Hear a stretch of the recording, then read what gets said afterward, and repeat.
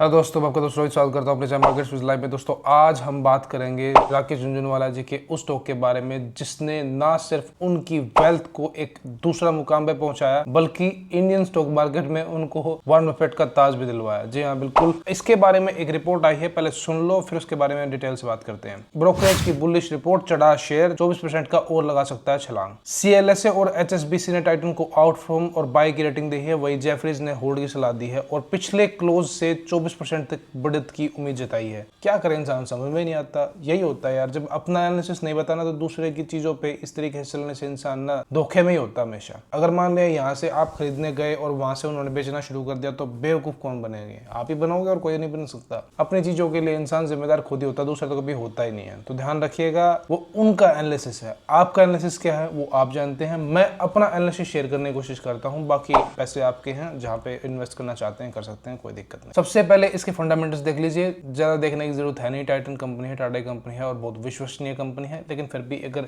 Investment अगर देखी जाए तो वो जरूर देख लेनी चाहिए कि FIODI में क्या एक्टिविटी चल रही है। फिर भी देख लेते हैं सरसरी तौर पे क्या चीजें हैं। मार्केट कैप 3,78,570 करोड़ का मार्केट कैप है। करंट प्राइस 4260, हाई 4605, लो 3301, बुक वैल्यू 170, डेप्ट इन लोगों पे 14,551 करोड़ का डेप्ट है। इंट्रिंसिक वैल्यू 1196, मतलब स्टॉक को 1196 के आसपास होना चाहिए, लेकिन उससे बहुत महंगा भी स्टॉक चला हुआ है, इससे तो कोई फर्क नहीं पड़ता है। खैर, अब इसके पिछले 3 क्वार्टर की FIODI की होल्डिंग चेक कीजिए। पिछले 3 क्वार्टर की FI की होल्डिंग 16.11%, 15.55%, 15.65%। DI की होल्डिंग 13.99%, 14.83%, 14.84%।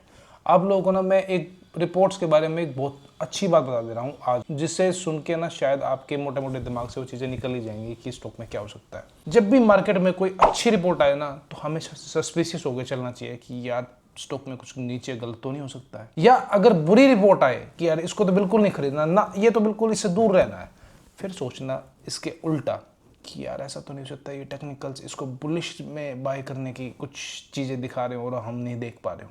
इन सवालों के आंसर मैं आपको लाइव में देने की कोशिश करता हूं दोस्तों, क्योंकि लिमिटेशंस इतनी गंदी हैं यहाँ पे कि कुछ हो ही नहीं पाता। टाइटन ने बहुत अच्छा खासा पैसा कमा के दिया है, और जो इंसान फ्यूचरिस्टिक नहीं होता है ना, वो किसी स्टॉक में ज़्यादा अच्छा पैसा कमा भी नहीं सकता है। ये बात भी सच्ची है। अच्छी कंपनीज में इन्वेस्टमेंट करने का यही फायदा होता है कि आज स्टॉक चाहे थोड़ा गिर भी रहा हो, लेकिन फ्यूचर में उसका फ्यूचर ब्राइट ही होता है। टाइटन का बिजनेस मॉडल किस तरीके से आगे लेके जा रहे हैं, जो उनकी रिसर्च एंड डेवलपमेंट है ना, वो किस लेवल पे काम कर रही है इंटरनल, वो तो हम नहीं जानते हैं। लेकिन अगर आप देखो ना तो टाइटन की कंपटीशन बहुत है, एक्सट्रीम लेवल पे कंपटीशन तो चल ही रहा है, और लोगों की जेब में पैसा भी बहुत आ रहा है, तो वो भी टाइटन पे शिफ्ट होके थोड़ा सा और आगे बढ़ने की कोशिश करते हैं। कुछ और अच्छे ब्रांड की तरफ आजकल जो रिचनेस है ना वो आगे बढ़ रही है। लाइक मेटा है, अमेजोन है, उनके सनग्लासेस देख लो, उनकी वॉचेस देख लो। जो टेक्नोलॉजी के साथ आगे नहीं बढ़ेगा वो तो भाई कुछ ना कुछ तो घाटा खाने के लिए तैयार रहो ही रहो। नोकिया ने मोबाइल इंडस्ट्री पर राज किया था, सोनी एरिक्सन, ये क्या थे, ये ड्रीम फोन होते थे लोगों के लिए, लेकिन ऐसी भदपिटी एंड्रॉइड ने इनकी आके कि सत्यानाश हो गया इनका। जो नई आविष्कार पे ध्यान नहीं देगा ना, वो कुछ ना कुछ तो सेटबैक देखने को मिल सकता है स्टॉक में या बिजनेस मॉडल में। फिर भी मैं आपको सरसरी तौर पर इसका एक एनालिसिस बता देता हूँ ताकि आपके दिमाग में इस चीज को लेकर क्लियरिटी रहे। देखो, इन्होंने 24% की जो बुलिश की अभी सलाह दी है, मुझे लगता है कि अपने 3 क्वेश्चंस के आंसर फिर से हमें वो कर लेना चाहिए। ठीक है,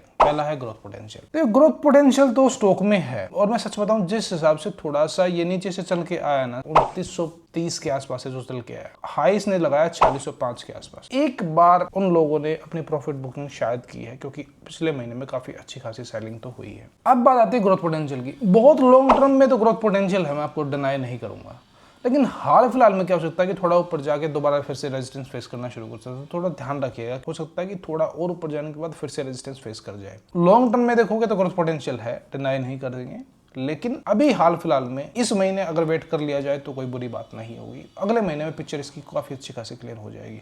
अगर आप चाहोगे अगले महीने में फिर से इसके बारे में वीडियो बना दूंगा, कोई दिक्कत नहीं है दोस्तों।